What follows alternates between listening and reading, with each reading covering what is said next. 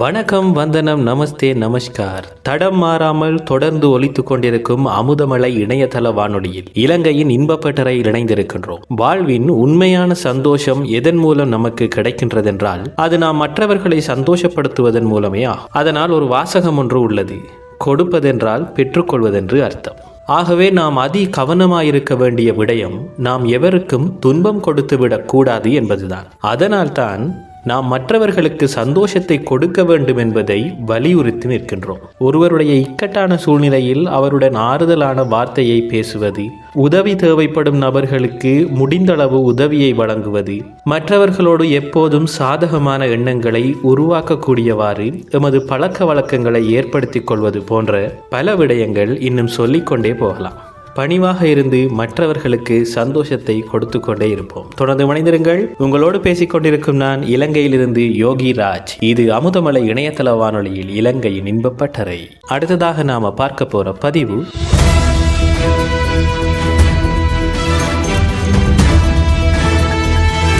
இலங்கையின் செய்திகள்.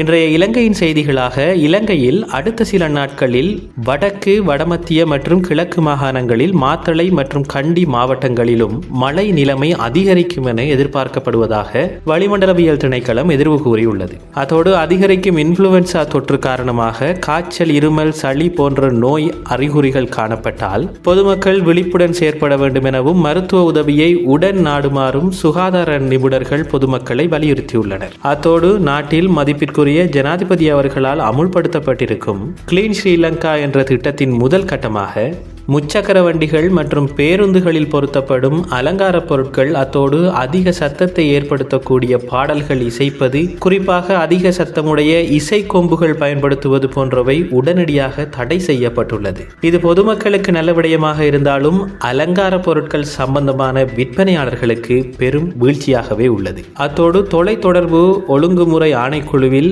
பதிவு செய்யப்படாத கையடக்க தொலைபேசிகள் உள்ளிட்ட தகவல் தொடர்பு சாதனங்களை பயன்படுத்துவது எதிர்காலத்தில் நாட்டில் தடை செய்யப்படும் என அந்த ஆணைக்குழு தெரிவித்துள்ளது. அத்தோடு தமிழர் பண்டிகையான தைப்பொங்கல் வர இருக்கின்றது. அதற்காக தமிழ் மக்கள் அனைவரும் புத்தாடைகளும் பல பொருட்களையும் வாங்குவதற்காக கடைகளுக்கு செல்வதையும் காணக்கூடியதாய் இருக்கின்றது. அத்தோடு எமது கொக்கட்டிச்சோலை ஜோதிர்லிங்க கலை கூடத்தினரால் பாடசாலை மாணவர்களுக்கிடையேயான ஆன்மீக விவாத போட்டிகள் நடைபெற உள்ளது. வர இருக்கின்ற சிவராத்திரியை முன்னிட்டு நடாத்தப்பட இருக்கின்ற இந்த ஆன்மீக விவாத போட்டிகளில் ஜோதிர்லிங்க கலை கூடத்தை அண்டிய 16 பாடசாலை பங்கு கொள்வது சிறப்பம்சமாகும். அத்தோடு நாடு பூராகவும் உள்ள அனைத்து பிரம்மகுமாரிகள் ராஜயோக நிலையங்களிலும் விசேட தியான நிகழ்வுகள் ஏற்பாடு செய்யப்பட்டு நடைபெற்றுக் கொண்டிருப்பதும் குறிப்பிடத்தக்கது. இலங்கையின் செய்திகளோடு இணைந்திருந்தவைக்கு நன்றி. தொடர்ந்து இணைந்திருங்கள். இது அமுதமலை இணையதள வானொலியில் இலங்கையின் இன்பப்பட்டறை. அடுத்ததாக நாம பார்க்க போற பதிவு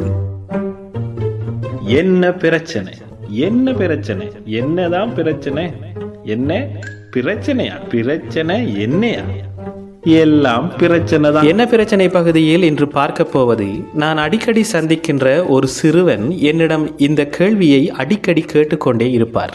அவர் கேட்கும் அந்த கேள்வி என்னவென்றால், அண்ணா, மரக்கறி சாப்பிடுவது நல்லமா அல்லது மாமிசம் சாப்பிட்டால் பிழையா என்று அடிக்கடி கேட்டுக்கொண்டே இருப்பார். பலருக்கும் இது தெளிவடைய வேண்டிய ஒரு கேள்வியாகவே உள்ளது. இந்த கேள்விக்கு பதில் கூற வருகிறார் பாடசாலை ஆசிரியர் சகோதரர் மயூரன் அவர்கள். அமுதமலை இணையதள வானொலி நேயர்களுக்கும் யோகிராஜ் அவர்களுக்கும் அன்பார்ந்த வணக்கம்.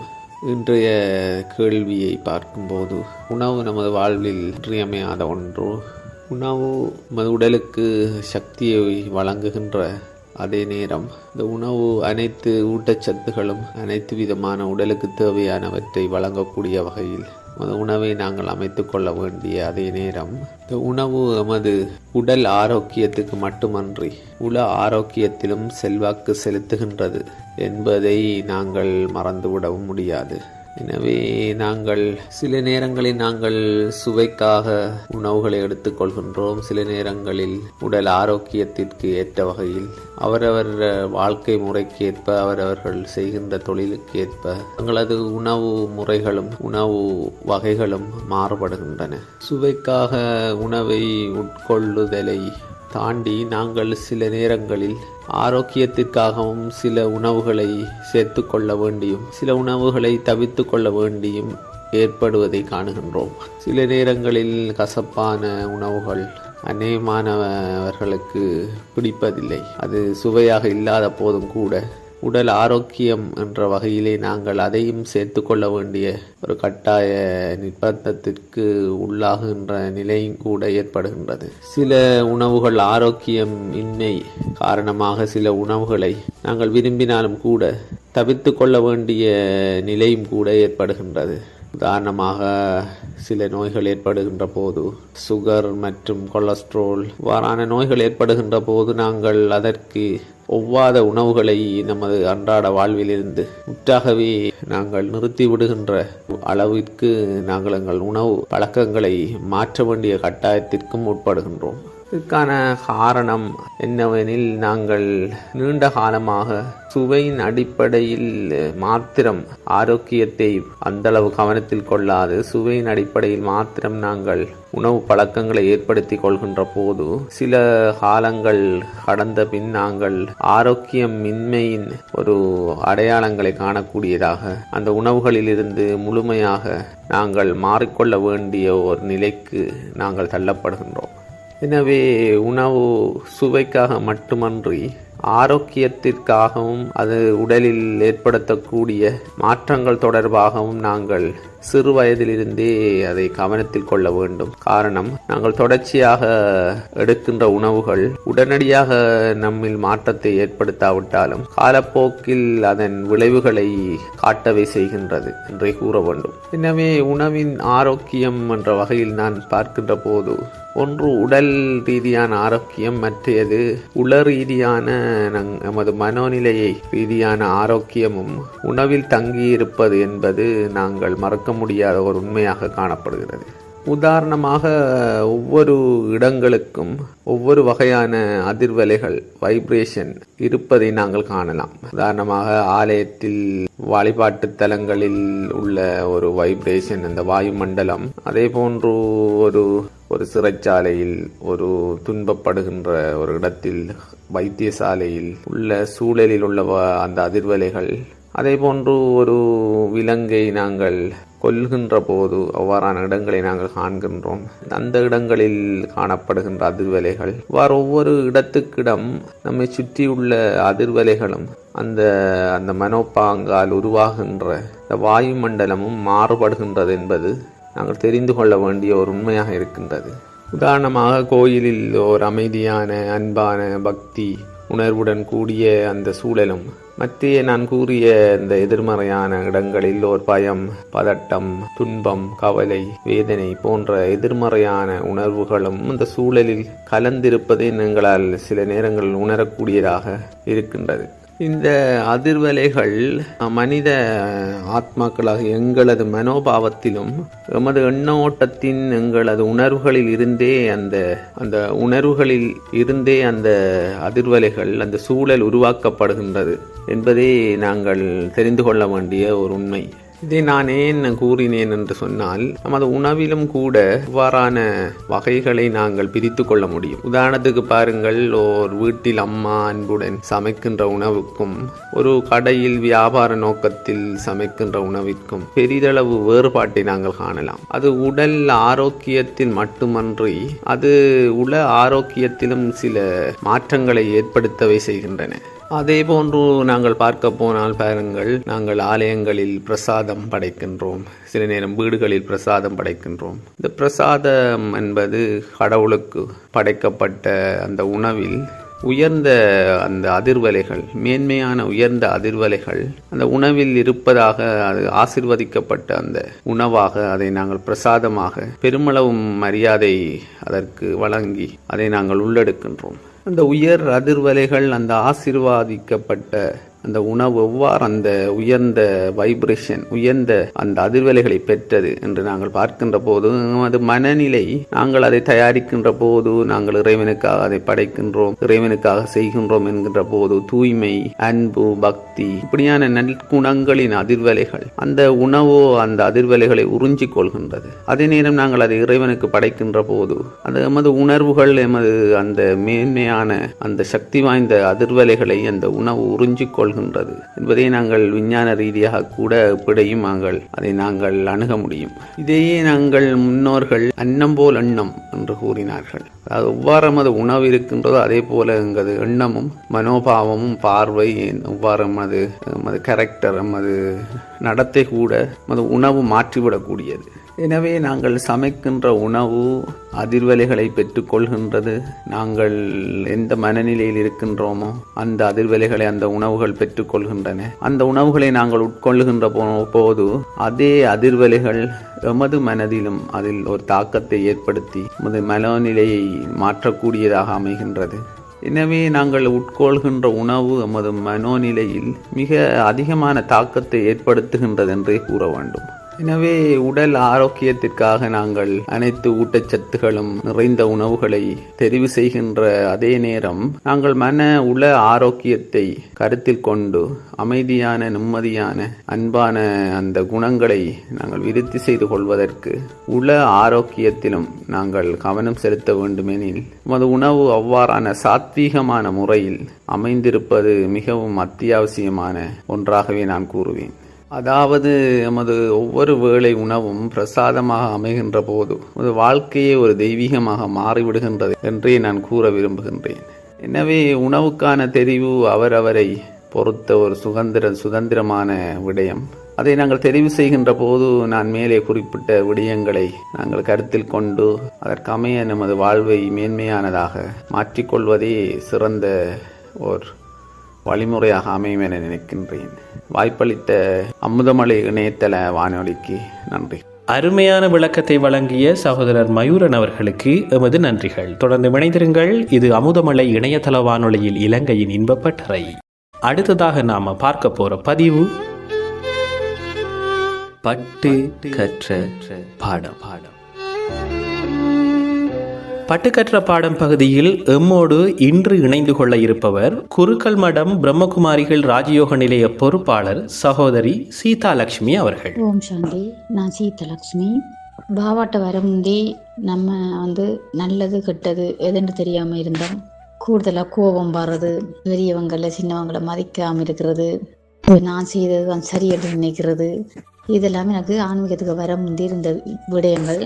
பிறகு பாவாட்ட வந்த பிறகுதான் இதெல்லாம் உண்மைக்கும் தவறான விடயங்கள் என்று அறிஞ்சு கொண்டேன். எனக்கு பௌதிகத்தில் உறவுகள பாசங்களோ சொந்தங்கள பாசங்களோ எதுவும் எனக்கு கிடைச்சது குறைவு. அதனால நான் பக்தி செய்திருக்கிறேன் நிறைய, ஆகலும் நிறைய ஒரு அளவுக்கு பக்தி செய்திருக்கிறேன். பக்தியில கடவுள்கிட்ட போய் கேட்கறது என்னடா, எனக்கு சகோதரங்கள் இருந்தும் பாசம் கிடையாது, அப்பா இல்லை அண்ணா இல்லை, எனக்கு உங்களோட பாசம்லாம் இல்லாமல் போயிட்டுது சின்னத்திலே. நான் கூட பக்தியில கேட்பேன், கடவுள்கிட்ட முன்னால் பின்னிட்டு கேட்கறது. பிறகு இதற்கு பிறகு ஒரு காட்சி ஒன்று கண்டேன். காட்சியில் அப்படின்னு சொன்னால் அதுவும் நான் பாவாட்ட வர முந்தி டவுனுக்கு இங்கே போகிறதுக்கு ரோட்டில் நிற்கும்போது ஒரு பெரிய ஒரு லொரி ஒன்று வருது. அந்த லொரியில் பார்த்தா வேத சிலுவை மாதம் ஒரு சிலுவை இருந்துட்டு, அப்போ நான் நினைக்கிறேன் வேதக்கராகல்ற சாமி வருதுண்டு. ஆனால் அது அந்த சிலுவை கிட்ட வரும்போது பார்த்தா நம்மளோட சைவ சாமி, அதாவது சங்கரர் மாதிரி தான் எனக்கு தெரிஞ்சது, சங்கரரும் பார்வதி மாதிரி. அப்போ சங்கரர் இறங்கி என்னிட்ட கேட்கிறேன்டா, ஏதோ நிறைய கதைக்கிறேன், ஆனால் என்னன்னு தெரியல, உங்களுக்கு என்ன வேணுமெண்டு. இப்போ நான் சொன்ன வசனம் எனக்கு அப்பா இல்லை, எனக்கு அண்ணா இல்லை, இந்த வாழ்க்கையை ஒரு சீரழிஞ்ச மாதிரி இருக்கு நான் சொல்லும் போது அவர் சிரிச்சுட்டு என்ன மறைஞ்சிட்டே. பிறகு நான் அதை கண்டு முடிய நான் நினைச்சேன், நான் ஆறு என்ன இப்படி கேட்டுருப்பா, நான் ஏன் இப்படி கேட்டேன் ரெண்டு மாதிரிலாம் யோசித்தேன். பிறகு எனக்கு இந்த ஆன்மீகம் கிடைச்சிட்டு, அதாவது நான் ரோட்டில் போய் கொண்டிருக்கும் போது அங்கே எங்களோட ஊரில் ஒரு கீர்த்த பாடசாலை இருந்தது. அவங்க கூப்பிட்டு சொன்னாங்க, நீங்கள் பக்தி நல்லா கூடுதலாக செய்கிறீங்க, நீங்கள் மச்சங்கள் சாப்பிட்றல, நீங்கள் எங்களுக்கு முரளி வாசிக்க ஒரு ஆள் தேவை, நீங்கள் வந்தீங்கன்னா நல்லா இருக்கும்னு கேட்டாங்க. பிறகு நான் போய் பார்த்தேன். நான் அங்கே சாமி இல்லை, பிரம்மபாபா தான் இருந்தேன். அப்போ நான் பிரம்மபாபத்தை இவரையா கும்பிட்றீங்க, நான் வரலன்ட்டு போயிட்டேன். பிறகு கூப்பிட்டாங்க, நீங்கள் வெள்ளிக்கிழமையில சிஸ்டராக்கள் வருவாங்க, நீங்கள் அவங்க தார 7 நாள் பாடத்தை மெடுங்கன்னு சொன்னாங்க. பிறகு நான் என்ன செய்தேன், போய் அவங்க வரும்போது அந்த 7 நாள் பாடத்தையும் எடுத்துட்டு அதுல வந்து கொஞ்சம் நம்பிக்கை இல்லாத மாதிரி தான் இருந்தது. என்னடா சரீரம் வேற ஆத்மா வேறலாம் சொல்றாங்க இந்த மாதிரி இருந்து. பிறகு முரளிகளை கேட்கும் போதும் எனக்கு அதுல கொஞ்சம் சந்தேகம் மாதிரி. பிறகு என்ன செய்யணும்னு சொன்னா என்ன முரளி வாசிக்க விட்டாங்க. முரளி வாசிக்கும் போதும் நான் நினைப்பேன் இது அவங்க எழுதி கொடுத்தாராங்களோ அப்படிலாம் யோசிச்சேன். ஆனா ஆத்மா வேற சரீரம் வேறன்றாங்க, இந்த முரளியில இப்படி எல்லாம் சொல்றாங்க, இது என்ன யோசிச்ச பிறகு பிரம்ம பாபாவில திரும்ப ஒரு காட்சி கண்ட சரீரம் வேற ஆத்மா வேறன்றதை பற்றி பிரம்ம பாபா எனக்கு காட்சி மூலம் காட்டினேர். அதுலயும் எனக்கு சந்தேகம் குறைவா இருந்தது. பிறகு கதையில இருந்து காலையில அமிர்த வழியில திருஷ்டி கொடுக்கும் போது எனக்கு முன்னால வந்து தனலட்சுமி சிஸ்டர் இருந்தவங்க, பின்னுக்கு பிரதர் சிஸ்டர்ஸ் எல்லாம் இருந்தவங்க உண்மையா நேரடியாக நான் வந்து தனலட்சுமி சிஸ்டர் சரீரம் கருகி நெற்றியில ஆத்மா மின்னினதை நான் பார்த்தேன். அதனால எனக்கு அது வந்து அதுல வந்து நம்பிக்கை வந்துட்டு ஓ ஆத்மா வேற சரீரம் வேறுன்றதை அப்போதான் நான் உடனடியா புரிஞ்சு கொண்டேன். அதுக்கு பிறகு இதுல வந்து எனக்கு இன்னும் ஆர்வம் கூடிட்டு ஓ உண்மை கடவுள் சொல்றது சரி, இதுலாம் பொய் இல்லை, இது உண்மை என்றதை உணர்ந்து கொண்டேன். இதுல உணர்ந்து கொண்டு என்ன செய்யணும்னா எனக்காக கடவுள் எவ்வளவு செய்யறார், நான் கடவுளுக்காக நான் செய்யக்கூடாதான்ற மாதிரி இருந்தது. அப்புறம் நான் கடவுள்கிட்ட போய் ஒவ்வொரு நாளும் முரளி வாசிக்கிறது, முரளி கேட்கறது, அப்புறம் எனக்கு ஆர்வம் நிறைய வந்துட்டு. முதல் தாக்கம் இருந்ததுன்னு சொன்னா பௌதிகத்துல மற்றவங்க நம்மள கண்டபடி வித்தியாசமா கதைக்கிறது அப்படி எல்லாம் இருக்கும். ஆனா இதுக்குள்ள வந்த பிறகு எனக்கு அப்பாட பாசம் சகோதரங்களோட பாசம் எல்லாம் கிடைச்சிருக்கு. எனக்கு பௌதிகத்துல வந்து இந்த பாசம் எல்லாம் கிடைக்கல. நானும் மகனும் தான். அப்ப இந்த ஆன்மீகத்துக்கு வந்து அந்த கஷ்டம் எல்லாம் எங்களுக்கு இல்லை. இந்த ஆன்மீகத்துக்குள்ள வர முந்தி ஆக்கள் வந்து வேற யாருமே எது கதைச்சாலும் நாங்க துன்பப்படுவோம். ஆனா ஆன்மீகத்துக்கு வந்து அப்படி ஒண்ணுமே இல்லை.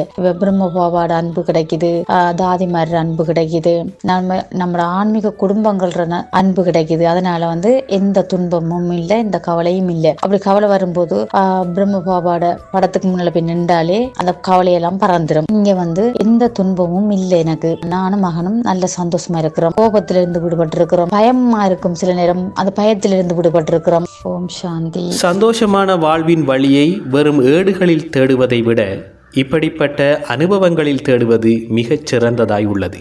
தமது நேரத்தை எங்களுக்காக ஒதுக்கி இணைந்திருந்த குருக்கள் மடம் பிரம்மகுமாரிகள் ராஜயோக நிலைய பொறுப்பாளர் சகோதரி சீதாலட்சுமி அவர்களுக்கு எமது நன்றிகள். தொடர்ந்து இணைந்திருங்கள். இது அமுதமலை இணையதள வானொலியில் இலங்கையின் இன்பப்பட்டறை. அழகு தமிழின் அற்புத வடிவமாய் வாய்வழி கேட்க இனித்திடும் ஓசைதான் கவிதைகள். இதோ அடுத்து வருகிறது மலையகத்திலிருந்து இலங்கையில் யார் அந்த பாரதி. மாற்ற வேண்டிய கவிதைகள். மனித படைப்புகள் மாற்ற வேண்டியது, மனித பழக்கங்களும் மாற்ற வேண்டியது. மாற்றம் ஒன்றே மாறாதது என மானுடம் கூறும் மாறாத மாற்றம் மட்டுமே மாற்றப்படாத கவிதையாகும். மனித படைப்புகள் மாற்ற வேண்டியது, மனித பழக்கங்களும் மாற்ற வேண்டியது. மாற்றம் ஒன்றே மாறாதது என மானுடம் கூறும் மாறாத மாற்றம் மட்டுமே மாற்றப்படாத கவிதையாகும். ஒரு கடவுள் புலி கொண்டான், ஒரு கடவுள் மயில் கொண்டான், ஒரு கடவுள் எலி கொண்டான். எல்லா கவியிலும் மனிதன் கொண்ட கடவுள் எங்கே? காலம் வென்ற கவிதைக்கு கடவுள் கொண்ட மனிதன் உண்டு. மாற்ற வேண்டிய கவிதை என்று கால நதியில் ஓர் சங்கம நதி சரித்திரம் கூறுகிறது. ஒரு கடவுள் புலி கொண்டான், ஒரு கடவுள் மயில் கொண்டான், ஒரு கடவுள் எலி கொண்டான். எல்லா கவியிலும் மனிதன் கொண்ட கடவுள் எங்கே? காலம் வென்ற கவிதைக்கு கடவுள் கொண்ட மனிதன் உண்டு. மாற்ற வேண்டிய கவிதை என்று கால நதியில் ஓர் சங்கம நதி சரித்திரம் கூறுகிறது. பொய்யென்ற உடலை மெய்யென்பதும் மெய்யான உடலை போலி பொம்மை என்ற பொருள் முதல் வாதம் எல்லாம் புறந்தள்ளி பார்த்தால் புகழப்பட வேண்டியது பூத்த உடல் என்றும் பொக்கிசமான பொன்னுடல் என்றும் பூ போடும் கவியென மாற்ற வேண்டிய கவிதை இது. பொய்யென்ற உடலை மெய்யென்பதும் மெய்யான உடலை போலி பொம்மை என்ற பொருள் முதல் வாதமெல்லாம் புறம் தள்ளி பார்த்தால் புகழப்பட வேண்டியது பூத உடல் என்றும் பொக்கிசமான பொன்னுடல் என்று பூ போடும் கவியென மாற்ற வேண்டிய கவிதை இது. காலங்கூறிய கதைகளெல்லாம் புராண புகழாரங்கள், இதிகாச இறுதி யுத்தம் எல்லாம் என்றோ நடந்த செய்தி என்ற எல்லாம் கவியில் மாற்றி இப்போது நடக்கும் ஞாபகம் என்று நம் முன்னோர் நாமே என்று நல்ல கவியாக்க நலமாய் மாற்ற வேண்டும். காலங்கூறிய கதைகள் எல்லாம், புராண புகழாரங்கள், இதிகாச இறுதி யுத்தம் எல்லாம் என்றோ நடந்த செய்தி என்று எல்லாம் கவியில் மாற்றி இப்போது நடக்கும் ஞாபகம் என்று நம் முன்னோர் நாமே என்று நல்ல கவியாய் நலமாய் மாற்ற வேண்டும்.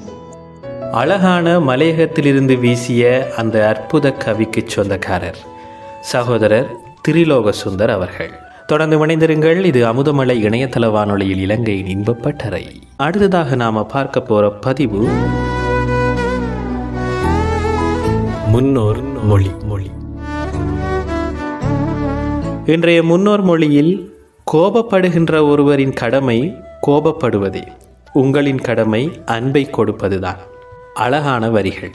ஒரு திரைப்படத்தை எடுத்துக்கொண்டால் கதாநாயகராக ஒரு நபரும் வில்லனாக ஒரு நபரும் நடித்திருப்பார். இதில் கதாநாயகர் நல்லவர் என்ற விடயத்தை வெளிப்படுத்த காரணமாயிருப்பவர் அந்த வில்லனாகத்தான் இருப்பார். கதைப்படி அதுதான் வில்லனுடைய பாகம். நமது வாழ்க்கையும் ஒரு திரைப்படம் போலத்தான். எம்மை சோதிக்கவும் எம்மை நிரூபிக்கவும் பல வில்லன்கள் இருக்கத்தான் செய்வார்கள். கோபப்படுவார்கள், பொறாமைப்படுவார்கள், துன்பம் கொடுப்பார்கள். அவையெல்லாம் அவரவர்களின் நிச்சயிக்கப்பட்ட பாகம். அதை நம்மால் மாற்ற முடியாது. ஆனால் மற்றவர்கள் கோபப்படுகிறார்கள் என்பதற்காக நாமும் கோபப்பட வேண்டிய அவசியம் இல்லை. தெருவில் போனால் நாய் குலைக்கும், அதற்காக நாம் திரும்பி குலைப்போமா? இல்லைதானே.